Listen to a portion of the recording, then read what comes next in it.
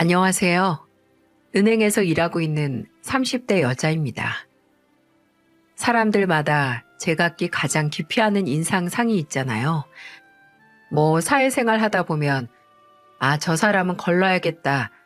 저 사람하고는 가까이는 못 지내겠다. 하는 인간상이요. 저는 살면서 의문스러운 사람을 가장 기피했어요. 겉으로는 아닌 척, 모르는 척, 순진한 척 하지만 속은 구렁이가 수십 마리 있는 것처럼 음흉한 속내가 자리 잡은 그런 사람과 함께 있으면 1시간이 마치 1년처럼 기가 쭉쭉 빨리거든요. 평생 그런 사람과는 마주치며 멀리했는데 그렇게 피해온 유형의 사람과 가족으로 묶이게 되면서 제 인생은 기가 빨리다 못해 바닥을 드러내고 말았네요. 제가 남편과 결혼하게 된 계기도 사람이 의문스러운 곳 하나 없이 아니면 아니고 맞으면 맞는 거고 재고 따지는 구석이 없다는 걸 알았을 때 이런 사람이라면 결혼해서 머릿속으로 열심히 계산기 두들길 필요 없이 속 편하게 살겠다 했었거든요. 저는 고향인 충청남도 천안지역은행에서 지금까지도 근무를 하고 있는데 지인의 소개로 프랜차이즈 사업을 하고 있던 남편을 만났어요. 저희 남편 특유의 태연한 말투 속에 진심이 느껴져서 처음부터 호감을 느꼈고 만나는 동안 남편이란 사람이 제가 만나왔던 사람들 중 누구보다 솔직하고 성실하다는 걸 알게 됐어요. 그러니 이 사람과 결혼했을 때 제가 만나왔던 사람들 중 가장 의문스러운 인간과 가족으로 묶일 줄은 꿈에도 상상을 못했었죠. 제가 이렇게 사연을 보내게 된 계기이자 제가 만났던 그 어떤 사람들 중 가장 의문스러운 사람은 다름 아닌 제 형님이었어요. 형님은 서울에서 회계사로 일하고 있던 아주버님과 20대 중반에 일찍 결혼했었죠. 저는 형님을 결혼 전 시댁에 2번째 인사를 드리러 간 날 처음 봤는데 그날은 처음 시댁에 간 날 일정을 못 맞춰서 만나지 못했던 아주버님 내외와 결혼 전 만나 인사를 하려고 준비한 자리이기도 했죠. 그래서 그날은 아주버님과 형님에게 드릴 선물을 사서 갔어요. 남편에게 아주버님은 그 당시 와인을 자주 드신다는 말을 듣고 백화점 와인 판매점에서 추천받은 와인을 사갔고 형님은 곧 출산을 앞두셨다고 들어서 임산부들이 튼 살에 잘 쓴다는 크림 세트를 사서 갔어요. 아주버님께서는 남편보다 점잖고 말수가 적은 느낌이었는데 하지만 눈이 마주칠 때마다 잘 웃어주시고 친절한 분이셨죠. 안 그래도 요번 주에 와인 판매점 가서 새로운 와인 구매하려고 했는데 잘 됐네요. 재수 씨, 잘 마시겠습니다. 근데 이거 말백이네? 이 사람은 과일향 많이 나는 와인 안 좋아해요. 동서 노력은 했는데 와인에 대해 잘 모르나 보다. 그래도 당신 생각해서 사왔으니까 이 와인은 요리에 써도 되겠다. 동서 혹시 또 와인 선물할 곳 있으면 얘기해요. 내가 알려줄게. 이때부터 좀 기분이 나쁜 건 아니었지만 뭐지 싶더라고요. 원래 선물을 사온 사람 앞에서 굳이 저런 말을 안 하잖아요. 근데 형님은 살살 웃는 얼굴로 네가 뭘 몰라서 사온 선물이지만 노력이 가상하니 우리가 마셔주겠다 라는 듯한 뉘앙스로 말을 하더라고요. 이런 형님의 화법은 물론 아주버님께 드릴 와인뿐만 아니라 형님에게 드린 크림 세트에서도 마찬가지였어요. 이거 고맙긴 한데 나 이 브랜드 향이 잘 안 맞는데. 왜? 당신 저번에 텐살 크림 떨어졌다고 사야 한다고 했잖아. 그렇긴 한데 크림도 크림 나름이지. 이건 유명하긴 해도 나랑 향이 영 안 맞는단 말이야. 향 별로 안 나는데? 당신 안 쓰면 내가 쓰지 뭐. 요새 건조하기도 하고. 당신이 이런 걸 왜 써. 아무튼 고마워요, 동서. 선물 고르느라 고생했겠다. 참 선물을 주는 보람이 하나 없구나 생각했네요. 근데 웃긴 건 나중에 아주버님을 통해 들은 얘긴데 제 앞에서는 향이 별로다 한 그 크림을 형님이 집에 가져가서는 매일매일 잘 발랐다는 거예요. 한 달도 안 돼서 다 썼다고 하네요. 그렇게 잘 쓸 거면 앞에서 그런 소리나 하지 말지. 근데 선물에 대해서 입맛이 까다로운 형님의 의견보다도 형님과의 첫 만남에서 진짜 어이없고 도무지 이해가 안 가는 부분이 있었어요. 그건 바로 나이였습니다. 저는 분명 형님을 만나기 전에 남편에게 형님이 저와 동갑이라고 들었거든요. 그때 제 나이가 30이었는데 동갑인 형님이 생긴다는 건 남들은 좀 불편하게 느낄 수 있겠지만 저는 너무 좋았어요. 형님이지만 그래도 정이 쌓이면 친구같이 돈독한 관계가 쉽게 될 수 있겠다라고 생각했거든요. 그리고 처음 만난 형님은 정말 미인이기도 했고요. 왜 가까이 가면 좋은 향이 날 것 같은 그런 사람들 있잖아요. 형님의 첫인상이 그랬는데 형님하고 가족으로 엮여 사는 근 10년의 생활 동안 형님에게서 진동하는 건 향기가 아닌 악취였다는 걸 알게 됐네요. 아무튼 형님과 저는 동갑이라고 알고 있었는데 시댁에서 만난 날 형님이 제게 본인이 저보다 1살 많다고 하는 거예요. 근데 본인이 본인 나이가 그렇다는데 거기다 대고 뭐라고 하겠어요? 그냥 남편이 착각을 했겠구나 했죠. 근데 그 후에 상견례 자리에서 저는 어이없는 진실을 알게 됐습니다. 저와 남편은 4살 차이가 나는데 어르신들이 상견례에서 이런저런 얘기를 하다가 뭐 4살 차이는 궁합도 안 본다는 얘기를 하셨어요. 그러다가 저희 부모님은 서로 몇 살 차이가 나고 시부모님 두 분은 몇 살 차이가 난다는 얘기까지 나오게 됐거든요. 그리고 자연스럽게 거기 함께 있었던 아주버님께서도 그 대화에 끼었는데 그때 진실을 알 수 있었습니다. 형님이 저와 동갑이 맞았다는 것을요. 아니 도저히 이해가 안 가는 거예요. 제게 본인 나이를 말한 날 그 해에 본인이 몇 살인지 까먹은 게 아니라면 굳이 그럴 필요가 없잖아요. 심지어 고작 1살을 왜 속이냐고요. 그래서 너무 궁금해서 그날 식사 다 끝나고 헤어지는 길에 가서 물었어요. 형님, 근데 왜 저한테 나이 속이셨어요? 큰 상관은 없는데 그냥 궁금해서요.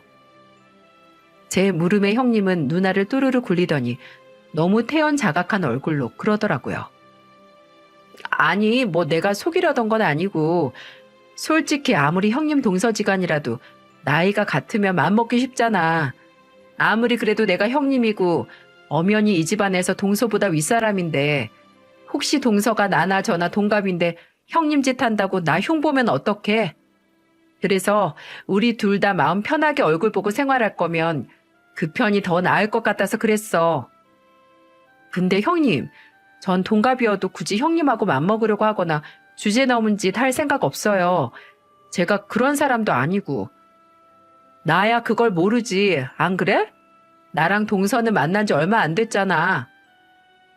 이 순간 저는 느낄 수 있었습니다. 와, 보통이 아니구나 하고요. 아니, 처음 만난 날부터 자연스럽게 제게 말을 놓는 사람이 만난 지 얼마 안 돼서 너에 대해 잘 모르니 미리 제가 맘먹지 못하게 약을 쳤다고요? 이게 말이 되나요? 그렇게 예쁘고 동갑인 형님과 돈독하게 지낼 수 있겠다는 제 생각은 이미 결혼 전부터 환상으로 끝이 났습니다. 그리고 그때부터 형님과의 지독한 시집살이가 시작이 됐죠. 형님은 임신 후에 바로 다니던 회사를 그만뒀었는데요. 제가 결혼한 후에 형님에게 가장 많이 들었던 말이 바로 이걸 거예요.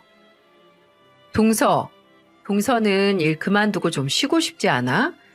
그래도 서방님이 2명 몫은 충분히 벌잖아. 아닌가? 솔직히 이 말을 듣는 순간 무슨 상관이지? 라는 생각이 먼저 들었어요. 저는 제 일을 좋아하거든요. 물론 힘들고 때려치울까 하는 생각도 종종 했지만 현재까지 애 둘 낳고도 다닐 정도로 일에 대한 열정이 있어요. 근데 형님이 마치 일 그만두고 쉬고 싶어도 남편 벌이가 넉넉지 않아서 못 그만두나? 라는 뉘앙스로 말하니까 짜증이 나더라고요. 처음에는 그냥 벌 수 있을 때 벌어야죠 라고 적당히 대답을 하다가 그래도 형님이 시댁에 올 때마다 마주치면 동서도 애 생기면 그만둘 거지? 아유, 동서 매일 출근하느라 고생한다. 은행 진상들도 만만치 않다는데 남의 돈 벌어먹기 참 쉽지 않지? 그러니까 빨리 애 낳고 그만둬, 나처럼. 이런 소리를 할 때마다 점점 질리더라고요. 그래서 한 번은 좀 단호하게 말을 했습니다. 바로 일 그만둘 정도로 회사 생활이 안 맞는 사람이 있는 거고, 저처럼 결혼을 하거나 애를 낳아도 계속 일을 하고 싶고 잘 맞는 사람이 있는 거죠. 형님처럼 일이 안 맞고 회사 별로라서 바로 일 그만둘 정도로 결혼 후에 여유가 생긴 걸 행운이라고 할 수 있는 것처럼, 저처럼 계속 다니고 싶고 적성에 맞는 직장을 만난 것도 행운이지 않을까요? 이 말에 뼈가 들어있던 게, 서울에서 회계사로 벌이가 좋은 아주버님과 결혼하기 전 형님은 그냥 저냥한 중소기업 3년 차로 원룸 생활을 하던 평범한 회사원이었거든요. 근데 결혼 후에는 마치 원래 중산층 생활을 해오던 마나님으로 결혼 후에도 일 그만두고 편하게 아이 키우면서 산다는 형님의 태도를 지적한 거죠. 제가 그 말을 하니까 형님은 벌레 씹은 표정으로 "아, 그래? 일하는 게 적성에 맞는다니 이해도 안 되는데 뭐 동서가 그렇다니 잘 됐네 라고 하더라고요. 상관없었습니다. 그렇게 생각하고 제 말을 이해 못하는 건 형님 사정이니까요. 솔직히 저는 신혼 때 형님하고 잘 지내려고 노력을 많이 했어요. 좋은 게 좋은 거니까 서로 맞춰 나가고 잘 지내면 가족 사이에 좋은 인생의 친구가 생길 수도 있는 거잖아요. 근데 형님은 도저히 협조를 해주지 않았네요. 아주버님과 남편은 워낙 효자라서 시부모님 댁에 자주 찾아갔어요. 주말에 가서 식사를 하고 오기도 했고, 아주버님은 멀리 살아도 "갑자기 엄마가 해준 밥 생각나서 왔어요 라고 자주 찾아올 정도였고요. 근데 남편은 그때마다 저와 함께 가진 않았습니다. 남편이 갑자기 시댁에 간다고 하면 저야 내키면 같이 가서 시부모님 뵙고 오는 거고, 아니면 집에서 쉬거나 저도 친정에 가서 부모님께서 하시는 백반집 일 거들곤 했죠. 저희 신혼집하고 시댁하고 친정이 다 멀지 않았거든요. 시부모님께서도 워낙 성격이 여유 있으시고 수더분한 분들이라서 개의치 않아 하시기도 했고요. 종종 남편이 시댁에 가고 제가 친정에 가면 남편이 시부모님 모시고 저희 부모님 식당에 와서 외식을 하고 가기도 했습니다. 이건 아주버님과 형님도 마찬가지였어요. 아주버님도 명절이나 기념일이 아닌 평소 시댁에 올 때마다 형님은 안 오셨거든요. 근데 어느 순간부터 형님도 빠짐없이 아주버님을 따라서 시댁에 오시더라고요. 매번은 아니지만 종종 남편과 함께 시댁에 가면 형님이 먼저 도착한 아주버님과 함께 있었는데, 하루는 형님이 제게 그러더라고요. "근데 동서는 아직 식구 된 지 몇 년 되지도 않았는데 시댁에 너무 소홀한 거 아니야?" "네? 제가 뭘요?" "아니, 가까이 살면 그만큼 자주 찾아뵈야지. 어째 서울에서 오는 나보다도 시댁에 안 오는 것 같다. 어머님, 아버님이 동서 얼굴 잊어먹겠어." "뭐지?" 싶더라고요. 듣기로는 제가 결혼하기 전에는 형님은 명절 빼고는 거의 시댁에는 오지 않았다고 하던데, 그런 사람이 왜 갑자기 나한테는 마치 매 주말마다 시댁에 빠짐없이 찾아오는 헌신적인 며느리인 척 말을 할까 생각했습니다. 근데 제가 뭐라 대답을 하기도 전에 제 옆에 있던 남편이 한 소리 하더라고요. "어? 형수님도 요즘에야 형 따라 오시는 거잖아요. 누가 보면 형수님이 매주 저희 부모님 댁에 온 줄 알겠어요?" 나중에 집에 왔을 때 남편은 그때 좀 화가 나서 그렇게 말했다고 하더군요. 형님은 남편의 말을 듣고 "아유, 난 이제 몇 년 차 며느리인데 좀 빠져도 되죠. 근데 동서는 아니잖아요." 라고 하며 넘어갔다는데, 남편 말로는 형님은 결혼하고 나서 처음 맞는 시아버지 생신도 까먹어서 그 주에 친구들하고 여행을 갔었다고 해요. 남편은 "본인은 그런 주제에 누가 누구한테 훈수를 둬? 그럴 거면 차라리 오질 말던가. 왜 안 하던 짓 하면서 사람 불편하게 만드는 소리를 하냐?" 라고 하는데, 저는 왜 형님이 안 하던 짓을 하는지 알 수 있었어요. 왜 형님이 제가 결혼하고 나서 식구가 된 이후에 안 오던 시댁에 자주 오게 됐을까요? 저는 단연코 확신을 할 수 있었는데 그 이유는 바로 저였어요. 형님은 그전부터 제게 자주 문자를 하고 연락을 했었는데 그 내용이 전부 이런 내용뿐이었거든요. 동서, 이 신발이랑 이 신발이랑 뭐가 나아? 그냥 둘 다 사버릴까? 근데 가격이 만만치 않아서. 근데 하나만 사면 자기 전에 눈앞에 아른거릴 것 같아. 오늘 기현이 병원에서 발달 테스트하고 왔거든? 근데 지능이 상위 5%래, 5%. 아, 얘가 진짜 나중에 얼마나 대단하게 되려고 벌써부터 일하나 몰라? 오늘 점심에 친구들하고 호텔 뷔페에서 브런치하고 왔어. 동서는 일하고 있지? 밥은 먹고 일하고 있어? 매일 만나서 같이 일하는 동료들보다도 형님하고 대화를 더 많이 한 것 같네요. 근데 대화라고 할 수도 없는 게 일방적으로 형님이 제게 구구절절한 자랑을 하는 것뿐이었고, 이건 시댁에서 만났을 때도 이어졌습니다. 솔직히 처음에는 좋은 일이 있어서 나누고 싶나 보다 해서 맞장구 쳐줬는데, 시간이 갈수록 약간 저를 깎아내리면서도 어떻게든 제게서 부럽다는 말을 들으려고 하는 느낌을 받았으면서, 아, 이 사람이 어쩌면 시댁에 오는 이유가 날 만나서 지 스트레스 풀려고 하는 걸 수도 있겠다 싶더라고요. 왜 제가 30대 초반에 유행했던 말 중에 에너지 뱀파이어라는 말이 있었거든요. 그냥 같이만 있어도 뱀파이어가 피를 빨아가는 것처럼 상대방의 기를 쭉쭉 빨아가 피곤하게 만드는 사람을 일컫는 말인데, 주로 내 자랑, 나 힘들고 서러운 일을 일방적으로 상대방에게 쏟아내는 그런 사람들을 에너지 뱀파이어라고 불렀거든요. 근데 딱 형님이 그런 유형이더라고요. 그리고 저는 형님에게 기를 빨리는 싱싱한 희생양이었고요. 형님 동서 사이라서 무시할 수도, 그렇다고 함부로 하지 못하니 얼마나 쉬워 보였겠어요. 그런 희생양을 시댁에만 가면 보고 스트레스를 풀 수 있으니 그 재미로 시댁에 왔었을 겁니다. 솔직히 하루도 안 빠지고 제게 연락을 해서 뭐든 자랑하는 형님을 보고 친구가 없나? 라는 생각도 했습니다. 연락을 할 만한 사람이 동서인 저뿐인 것 같았거든요.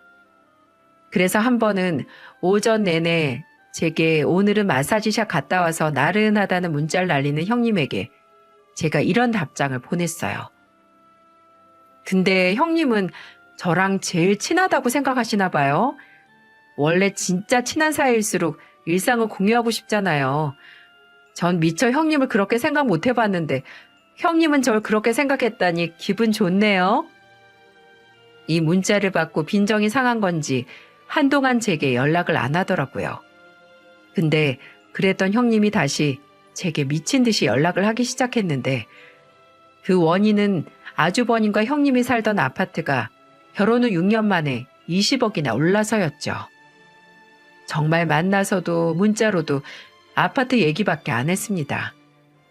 문자로 본인 아파트 분양가 화면을 찍어 보내기도 했고, 이래서 사람들이 부동산에 투자를 하나 보다, 집값이 뛰니까 밥을 안 먹어도 배부르다, 동서도 그저 그런 브랜드 아파트 그냥 팔고 좀 재테크 할 만한 아파트 찾아서 투자해라 라는 말을 귀에서 피가 날 정도로 들었네요. 아니, 당연히 값이 오를 만한 아파트를 사면 좋겠죠. 누가 안 그렇겠어요? 근데 그럴 여유가 없는 사람에게 당장 좋은 아파트 사서 이사해라 라는 소리를 하니까 이게 좋은 충고인 건지 아니면 속을 긁는 말인지, 어쩌면 이렇게 사회성이 없는 성격이라서 회사를 그만둘 수밖에 없었던 건 아닐까 하는 생각도 들더라고요. 근데 제가 이런 밉상 맞은 형님을 마냥 무시하고 싫어할 수 없는 게, 아주버님이 저나 남편에게는 은인 같은 존재였거든요. 5년 전에 남편이 하던 프랜차이즈 사업을 확장했었어요. 본사에서 다른 지점 하나가 나왔는데 남편이 운영하던 지점 관리가 잘 돼서 하나를 더 해보지 않겠냐고 제안을 해왔고, 남편은 그 기회를 잡은 거죠. 워낙 책임감 있고 성실한 사람이라서 관리하는 지점이 2개로 늘어도 무리 없이 매출을 냈죠. 한 지점에 따로 매니저를 두고 대부분의 일을 맡겼지만 그래도 매일 하루에 한 번은 2 지점 모두 돌면서 매장을 관리했어요. 하지만 그런 책임감과 성실함도 전 세계를 강타한 역병 앞에서는 아무 소용이 없었습니다. 남편이 새롭게 계약한 지점은 맡은 지 2년 만에 문을 닫아야 했고, 심지어 원래 맡았던 지점도 몇 달째 적자를 내기 시작했어요. 본사에서는 시국에 의한 경영난으로 폐업하게 된 매장을 선출했고, 그 리스트에 저희 남편 매장도 포함이 되고 말았어요. 남편이 거의 8년 동안 일해온 결과물은 그저 빚더미 뿐이었죠. 신혼집을 구할 때 당겨서 쓴 대출이자도 부담이 됐고, 심지어 따로 담보대출도 받은 터라 살던 집을 내놓고 이사를 할 수밖에 없었네요. 그래도 어떻게든 솟아날 구멍은 있고 그 어떤 어둠 속에서도 해는 뜬다고 했나요? 하늘에서 저희에게 2가지 동아줄을 내려주셨는데 그건 그 시기 운 좋게 임대 아파트를 얻어서 이사를 할 수 있었던 것과 또 한 가지는 아주버님께서 물심양면 남편에게 3,800만 원을 내어주시며 당장 급한 빚을 갚으라고 도와주신 거예요. 아주버님은 남편에게 빚은 또 다른 빚을 만들고 그러다가 눈처럼 불어난다고 안 갚아도 되니 당장 내 식구부터 살 길을 찾으라고 해주셨죠.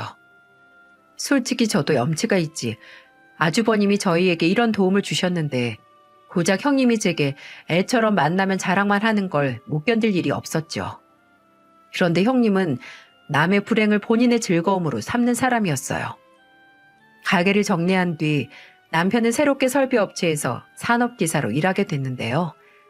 그때 차를 팔고 남편이 일할 때 쓸 1톤 트럭을 구해서 타고 다녔어요.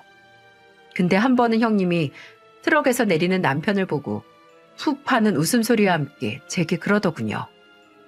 근데 저렇게 보니까 서방님도 나이보다 더 들어 보인다. 트럭 운전하고 다니는 60대 아저씨 같아.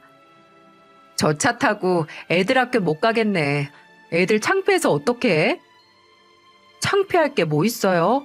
아빠가 트럭이든 뭐든 학교에 데리러 오는데. 저희 애들은 그런 거 신경 안 써요. 아, 혹시 동현이랑 기현이는 그래요? 지금 아주버님이 벤츠 타고 다니시니까 뭐 벤틀리나 페라리 정도 타고 데리러 오라고 하려나? 이때 태연하게 맞받아치긴 했지만 속에서는 울분이 났습니다. 솔직히 그 트럭도 그 당시 저희 형편에는 감지덕지였거든요. 그래도 급할 때 쓸 수 있는 차가 있고 다행히 남편이 다시 일을 구해서 그때 쓸 수 있는 차이기도 하니까 저희는 아무 불만이 없었는데 마치 형님은 그런 저희가 어떻게든 상황을 비관하길 바라는 사람처럼 불만의 씨앗을 심으려는 것 같았어요. 그래도 그때까지는 저도 형님을 형님 취급은 했습니다. 종종 안 참고 맞받아칠 때가 있긴 했지만 그래도 윗사람이라고 생각하고 최소한의 대접은 했어요. 근데 그런 대접도 형님이 뻥 차버리는 사건이 터졌네요. 지난 추석이었어요. 형님은 늘 그렇듯 뭐 하나 도울 생각 없이 조카들 끼고 안방에 쏙 들어가 있었죠. 애들 노는데 끼어서 다른 가족들이 뭘 하든 신경도 안 썼습니다. 시부모님은 워낙 이거 해라 저거 해라 시키는 분들이 아니어서 그냥 그러려니 하셨고 아주버님이 종종 형님이 있는 방에 들어가서 저거 붙이는 것 좀 같이 하자라고 말하면 형님은 나갈게 하고 정작 나오진 않았어요. 그러다가 제가 주방에서 남편과 같이 음식을 담고 잠깐 화장실에 갔다 오는데 애들이 들어가서 놀던 방문이 열려있고 형님이 저희 애들한테 하는 소리가 들려오는 겁니다. 지훈이는 학원 몇 개 다닌다고? 너도 곧 초등학교 들어가잖아. 저 태권도 학원 하나 다녀요. 이제 곧 파랑띠 따는데 그때 아빠가 저 갖고 싶은 장난감 하나 사준다고 했어요. 아, 하나? 어쩌니? 한창 배우고 싶은 거 많은 나이에 꼴랑 그거 하나 다니고. 에휴, 아니다. 지금 너희 집 형편에 하나 다니는 것도 다행인 일이지. 너 기현이 형이랑 동현이는 지금 학원 4-5개 다니는 거 알지? 그런 거 보면 부럽지 않아? 아니요. 기현이 형이 맨날 학원만 가서 놀고 TV 볼 시간도 없다고 힘들다고 했어요. 예, 너 모르는 소리 하지 마. 지금은 조금 힘들어도 그렇게 참아야 나중에 훌륭한 사람 되는 거야. 얘가 아직 어려서 뭐가 축복받은 인생인지 모르네. 저는 학원 안 가고 지연이랑 엄마랑 아빠랑 노는 게 더 좋은데요? 기현이 형은 제가 부럽다고 했어요. 막 놀아도 하나도 안 혼난다고. 큰엄마가 맨날 형 게임 못하게 혼낸다면서요? 그 대화를 듣는데 누가 유치원생이고 누가 어른인지 구분을 못하겠더라고요. 애들 상대로 의문스럽게 너 우리 집 부럽지? 라는 말을 하는데 수준 한번 참담했습니다. 다행히 제 아들이 순수하게 대답을 해서 본의 아니게 형님의 말을 다 튕겨내고 있는데 그때 형님이 저희 둘째에게 하는 말을 듣고 꼭지가 돌아버렸네요. 아유, 너희가 어려서 그런가. 긍정적이라서 다행이다, 다행이야. 그래도 너희 아빠 가게가 줄줄이 망한다는 거 알았으면 그냥 하나만 낳고 살았을 텐데 어쩌자고 둘째인 지연이 너 생기고 나서 이런 일이 터지니? 이제 4살짜리 어린애 머리통을 쓰다듬으며 그딴 소리를 하는데 와, 눈앞이 벌개진다는 게 이런 거구나 했습니다. 저는 참지 못하고 문을 콱 열고 들어갔어요. 그리고 형님에게 제가 입고 있던 앞치마를 벗어서 던지고 말했습니다. 형님, 대체 어떤 어른이 어린애한테 그딴 말을 해요?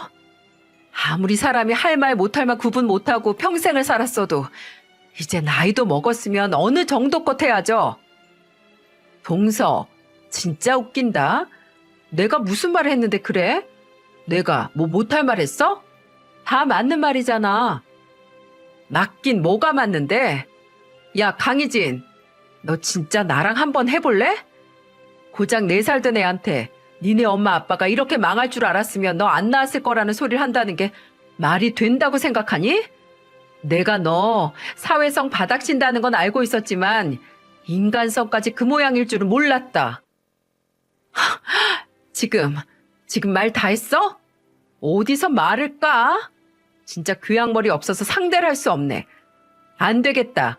동서, 나한테 이러는 거 어머님 아버님도 아셔야겠어. 하는 짓이 1에서부터 2까지 딱 초등학생 수준이더라고요.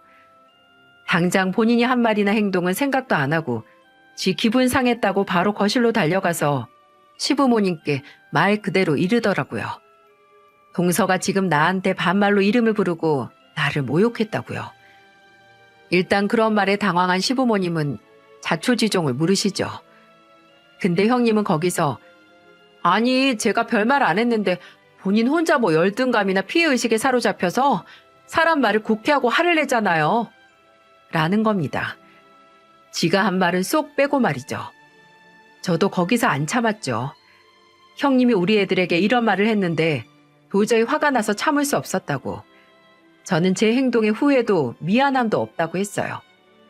그때 제가 진짜 얼굴이 시뻘개질 만큼 화를 내서 남편이 옆에서 저를 진정시켰고 아주버님은 사색이 돼서 제게 사과를 하셨어요. 정말 미안하다고. 이 사람이 말실수를 했다고 재수 씨가 충분히 화를 낼 만한 상황이라고 하면서요. 그러니 형님은 이제 아주버님 탓을 했죠. 당신이 그러면 내가 뭐가 되냐며 울고불고 아주 가지가지 했습니다. 그 후로 몇 달은 형님과 시댁에서 마주칠 일은 없었습니다. 형님은 시댁에 발길을 뚝 끊었고 저한테도 따로 연락을 안 했어요. 아주버님은 그날 후로도 제게 문자로 사과를 하셨지만 솔직히 아주버님이 잘못한 게 뭐가 있겠어요? 진짜 잘못을 하고 사과를 할 사람은 따로 있는데. 근데 여러분, 과시는 결핍이라는 말 들어보셨나요? 그렇게 돈 많고 너보다 내가 훨씬 충만하고 행복한 삶을 산다고 제 귀에서 피가 나도록 몇 년 동안 자랑했던 형님도 차마 말하지 못했던 속사정이 있었네요. 추석 사건 이후 연락을 안 하고 지내던 형님이 불현듯 제게 전화를 했었는데요. 그날은 남편이 서울에 볼 일이 있어서 갔다가 아주버님과 저녁까지 먹고 온다고 했던 날이었어요. 여보세요? 형님, 오랜만에 웬일이세요? 동서, 지금 서방님이랑 있어? 아니요, 그 사람 오늘 서울 갔죠. 그래서 아주버님도 만나고 온다고 했는데 아주버님한테 무슨 말 못 들으셨어요? 정말이지? 정말 서방님 서울 간 거 맞지? 우리 남편이랑 만나는 것도 맞고?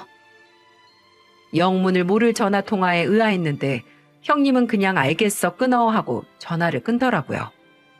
이 사람은 또 뭐가 문제인가 했는데 남편이 집에 왔을 때 그 이유를 알 수 있었습니다. 남편에게 그날 초저녁에 형님이 한 전화 통화 내용에 대해 말했거든요. 근데 남편이 그 말을 듣고 표정이 굳더니 턱을 쓰다듬으면서 그러더라고요. 안 그래도 형하고 대화하면서 들었는데 형수님이 좀 의부증이 있는 건 아닌가 싶어. 그렇게 말한 남편은 그날 아주버님을 만나 술 한잔하면서 했던 대화에 대해 말을 해줬습니다. 술이 살짝 들어가 취한 아주버님은 남편에게 고민 상담을 했는데 그 내용이 전부 형님에 대한 얘기였다고 합니다. 결혼 전엔 정말 그러지 않았는데 나보다도 더 검소했어. 혼자 살면서 매달 적금을 2개나 들 정도로 돈 관리도 철저한 사람이 내가 사무실 차리고 나서 돈이 좀 벌리면서부터 도우미 아주머니를 쓰기 시작하더니 아이 살림에도 손 놓고 기현이 낳기 전부터 시터 면접만 거의 6, 7명 봐서 구한 거야. 그래놓고 본인은 애들 유치원, 학교, 학원 픽업만 하고 그냥 밖에 돌아다니는 거야. 진짜 하루에 찍히는 카드 내역 보면 너 기절할 거다.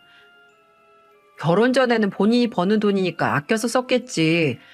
근데 지금은 아니잖아. 형수는 본인이 나가서 버는 돈 아니고 통장에 쌓이는 것만 보니까 쉽게 쓰는 거고. 진짜 그래서 그런가? 그래도 내가 못 버는 건 아니니까 돈 문제는 뭐 한 달에 카드값이 500이든 600이든 참아 보려고 했더니 한 2년 전부터는 아주 사람을 피말려 죽일 작정을 한 것 같아. 야, 이것 봐. 벌써 전화 오지? 지금 몇 시냐? 아직 10시도 안 됐는데도 나 어디 있는지 언제 오는지 재촉하려고 전화하는 거야. 말을 하던 아주버님은 이미 부재중 전화가 5통이나 찍혀있는 본인 휴대폰을 보여주면서 남편에게 말했다고 해요. 2년 전부터 형님이 아주버님이 집에 없으면 어디 있는지, 누구랑 있는지, 언제 오는지, 늦으면 늦을 일이 뭐가 있냐, 당장 들어오라고 그렇게 닥달을 했다고 합니다. 처음에는 닥달하는 강도가 이렇게 강하지 않았는데 최근에는 형님이 아주버님 휴대폰에 위치 추적 어플까지 깔려고 해서 크게 싸우기까지 했다는 거예요. 어디서부터 잘못된 건지 모르겠다고 대화를 하려고 하면 매번 싸움으로 끝나니 쉽지가 않다고 고민을 털어놓는 아주버님에게 남편은 이렇게 말했다고 해요. 형하고 형수 문제에 대해 내가 왈가왈부할 생각은 없어. 형도 솔직히 형수가 어떤 사람이라는 걸 모르고 결혼한 게 아니잖아. 형이 결혼하겠다고 선택한 사람이니까 그냥 싸움으로 끝나든 어떻게든 같이 살 생각이면 일단 입장 정리하고 대화가 우선인 것 같고, 근데 나는 이제 형수가 지원이나 우리 애들 부모님 앞에서 할 말 못할 말 구분 못하는 거 못 참겠어. 형도 알 거야. 형수 막말하는 거. 형 아파트값 오르고 더 심해진 거 느끼지? 저번에 형수가 뭐라고 했지? 아버지 공사장 나가시는 거 언제까지 할 거냐고. 노후 준비 얼마나 하신 거냐고. 뭐 애 혼내듯이 물었었지? 아파트가 20억이 오르면 뭐해? 그렇다고 따로 아버지한테 형수가 용돈을 찔러 넣어준 적이 있어? 없잖아.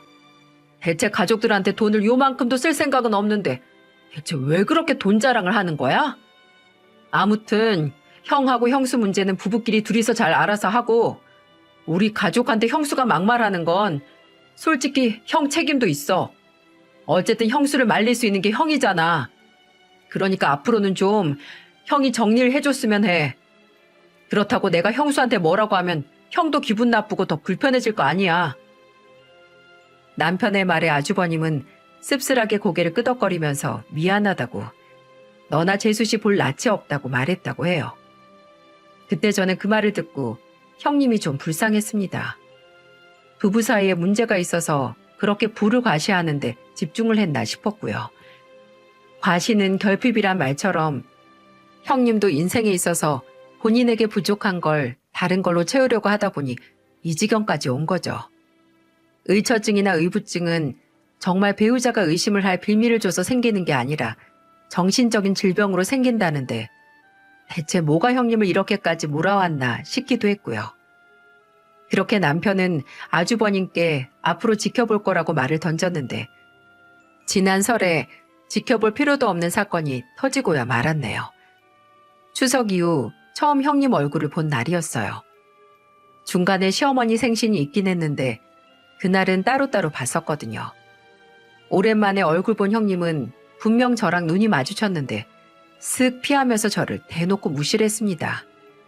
분명 그 전에 남편을 통해 아주버님 얘기를 들었을 때는 형님에게 인간으로서의 연민이 생겼었는데 연민도 바로 증발시켜버리는 형님의 파워 놀랍더라고요. 너는 무시해라. 나는 내 할 일 하련다 라는 생각으로 주방에 들어가서 시어머니를 도와 음식을 준비하고 있었죠. 남편은 거실에 자리 펴놓고 전 부치고 있고 아주버님과 시아버지께서는 그 옆에서 술 한잔을 하고 있었고요. 조카들과 둘째는 방에 들어가서 놀고 있었고 첫째는 주방 식탁에 앉아서 할머니랑 엄마가 음식하는 거 쪼물딱거리면서 돕고 있었습니다. 그리고 형님은 뭘 했냐고요? 여기저기 기웃거리며 돌아다녔습니다. 거실에서 아주버님과 시아버지 사이에 껴서 맥주 한 잔씩 마시다가 옆에서 남편이 부친 전 손가락으로 하나씩 집어먹고 이거 부침옷을 너무 많이 입혔다. 이러면 텁텁하게 밀가루만 만나요. 라고 훈수를 두는 게 주방까지 다 들리더라고요. 그러다가 주방까지 들어와서 저와 시어머니가 하는 음식까지 그 얄미운 손가락으로 뒤적거리기 시작하는 게 이건 무시를 하고 싶어도 옆에서 나 좀 봐달라 발악하는 거나 다름없더라고요. 음식하는 주방이 얼마나 복잡하고 또 정신이 없어요. 여기저기 음식 재료 널려 있고 심지어 뜨거운 불까지 쓰잖아요.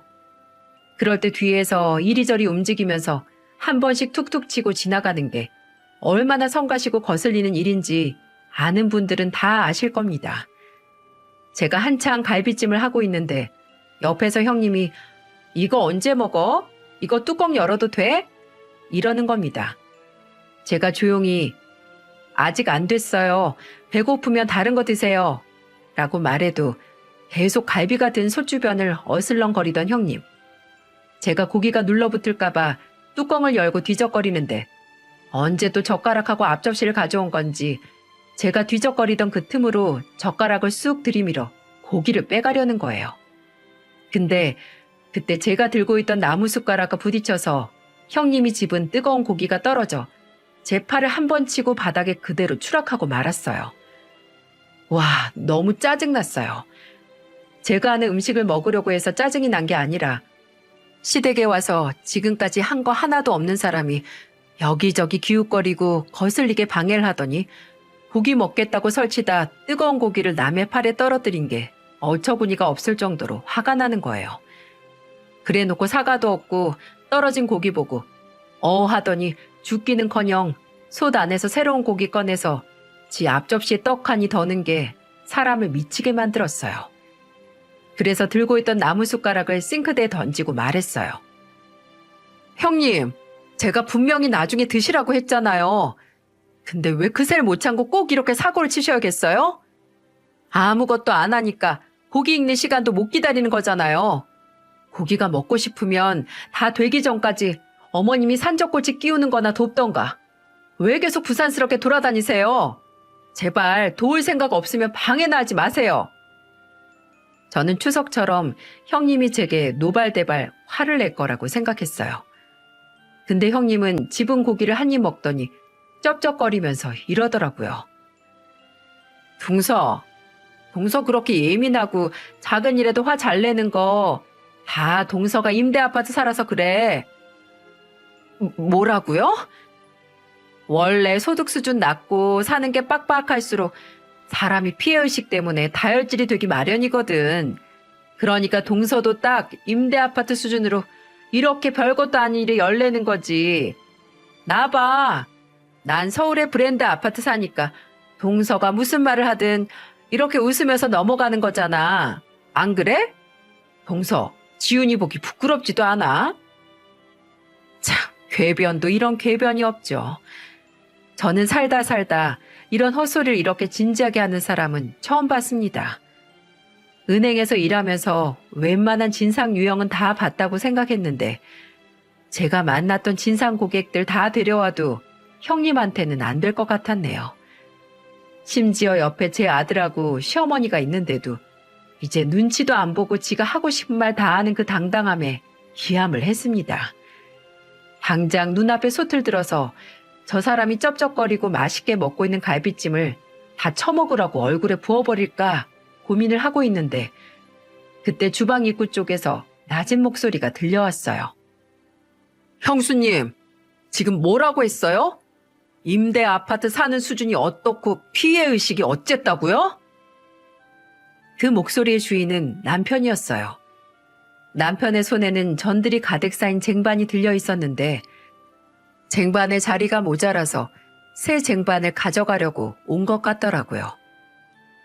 그럼 형수님은 그 비싸다는 브랜드 아파트 살면서 왜 의부증 걸렸어요? 형수님, 밤 10시만 넘어도 눈 돌아서 전화기 붙들고 있고 형 휴대폰으로 위치 추적까지 하려고 했다면서요? 아니, 서방님, 지금 뭐라고 했어요? 지금 누구한테 의부증이라고? 형님의 말이 다 끝나기도 전에 남편은 들고 있던 쟁반을 식탁 위에 탁 하고 놓더니 그대로 거실로 성큼성큼 걸어갔습니다. 그리고 이때 와장창하는 소리와 함께 놀라서 너 지금 뭐 하는 거야? 라고 소리치는 시아버지의 목소리가 들려왔어요. 놀라서 저도 형님도 시어머니도 거실로 나갔는데 맙소사 거실 바닥에는 술상이 엎어져 있었고 남편이 아주버님의 멱살을 잡고 있는 게 아니겠어요? 제가 남편에게 가서 말릴 틈도 없이 남편은 놀란 아주버님의 멱살을 탈탈 털며 고함을 질렀습니다. 내가 뭐라고 했어? 형 마누라가 가족들한테 헛소리하는 거 이제 못 참겠다고 했지? 형이 알아서 대화를 하든 뭘 해서 정리를 하라고 했잖아. 근데 대체 그동안 뭘 했길래 저 여자가 아직도 정신 못 차리고 지원이랑 내 아들 앞에서 임대 아파트니 수준이 하는 뻘소리 짓거려? 형이 못하겠으면 내가 직접 저 여자 정신머리 고쳐줄까? 아니면 내 손으로 쫓아줘? 눈을 휘둥그렇게 뜬 아주버님은 남편에게 일단 진정하라고 부모님 앞에서 뭐 하는 짓이냐며 자초지종을 물었습니다. 남편은 주방에 들어갔다가 본인이 직접 들은 형님의 말을 속사포처럼 아주버님에게 말했는데 그 말을 들은 아주버님은 본인 와이프가 한 천박하기 짝이 없는 말에 차마 얼굴을 못 들고 손바닥에 얼굴을 묻었어요. 그리고 이내 형님을 바라보고 정말 네가 그렇게 말했냐고 물었죠. 형님은 언제 당당했냐는 듯 우물쭈물거리며 아니 그렇게까지는 말 안 하고 라고 말했는데 옆에서 시어머니가 이러셨어요. 너 말 똑바로 해라. 나나 지원이나 들은 귀가 얼만데 거짓말을 하려고 해? 너 분명히 그렇게 말했어. 그러게 왜 주워 담지도 못할 소리를 뭐가 잘났다고 해? 평소에는 뭐든 그냥 그러려니 넘어가신 시어머니께서 호통까지 치시니 형님은 입을 꾹 다물 수밖에 없었죠. 아주버님은 이내 안 되겠다는 것처럼 한숨을 크게 쉬더니 형님의 팔목을 붙들고 말했습니다. 나가. 지금 여기에 당신 얼굴 보고 싶은 사람 하나 없으니까 먼저 집에 가 있어. 뭐? 잠깐 여보. 이것 좀 놔봐. 내가 왜 나가는데 내가 뭘 잘못했다고. 입 안 다물어? 당신은 그게 문제야. 지한테 무슨 문제가 있는지 알려고 하지도 않고 남 탓만 하고 상황 탓만 하는 거. 됐으니까 일단 나가라고 좀. 애들 내가 나중에 데리고 갈 테니까 택시 타고 가. 얼른. 그렇게 형님은 아주버님 손에 강제로 이끌려서 시댁에서 내쫓겼어요. 왜 애들이 가지고 싶은 장난감 앞에서 죽치고 있다가 부모님 손에 이끌려 집에 가는 모습 있잖아요. 딱 그거였어요. 형님은 끝까지 내가 왜 나가냐고 나 보내고 뭐 하려고 그러냐 고래고래 소리를 쳤지만 아주버님은 나중에 아무런 대꾸 없이 형님을 끌어낼 뿐이었죠. 한참을 있다가 혼자 들어온 아주버님은 저를 포함한 가족들 앞에서 고개도 못 들고 사과를 했어요. 다 본인 잘못이라고 죄송하다고요. 제게는 재수 씨에게 가장 미안하다. 그 사람한테 제일 시달린 게 재수 씨 아니냐고 면목 없다고 하는데 마음이 참 안 좋았습니다. 그리고 아주버님도 얼마 지나지 않아서 조카들과 함께 나가려고 하는 겁니다. 도저히 가족들 보기 창피하고 죄송스러워서 자고 갈 수가 없다고 근처 숙박업소에서 하루 자고 내일 서울로 가겠다고 했어요. 근데 남편은 그런 아주버님에게 술 먹은 사람이 지금 어딜 가냐고 말렸고, 끝내 저와 남편은 아주버님께 조카들과 저희 집에서 자고 가라고 했어요. 그날 밤 아주버님과 남편은 새벽까지 대화를 나눴습니다. 간간히 남편이 아주버님께 미안하다고, 나도 너무 심했다고 하는 소리가 들리고, 아주버님도 아니다, 그럴만했다, 내가 미안하다고 하는 소리가 들리더라고요.